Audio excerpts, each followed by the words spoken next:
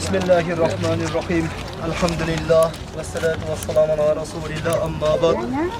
Assalamu alaikum hurmatli mehmonlar. Hac ibadati tasirati umuman ta'rifga til ojiz.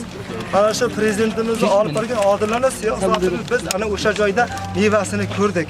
O'zbekistonliklarga shunaqa sharoitlar qilinganki, barchalaringiz borib o'sha joyda ko'ringizlar. Ana o'shanda ming bor eshitganda bir bora ko'rgan bir boshqacha buni. Rahbariyatimiz olib borgan odillar siyosatiga biz hamisha xayrixohmiz va barcha ishlariga omad tilab qolamiz. Alloh barchalaringizni mana shu ibodatlarga chaqirsin. Rahmat. Mana shu O'zbekiston uchun, O'zbekistonning ravnaqi uchun, xalqi uchun, qolaversa tumanimiz xalqi uchun, tumanimiz uchun shunday yaxshi tilovatlar qildik. Har kuni duolar qildik. Savob ibodatlarimizda albatta shu tumanimizning ravnaqini qo'shib o'tdik.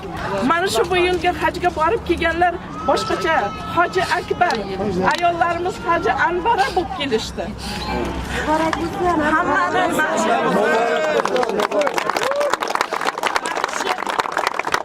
Yana ham bu xayrli ishlarda barchamizni xayrixoh bo'lishligimizni o'zi nasib aylasin. Va sallallohu alayhi sayyidina Muhammadin va ala alihi va ashabihi ajma'in. Sog' salomat bo'lingizlar.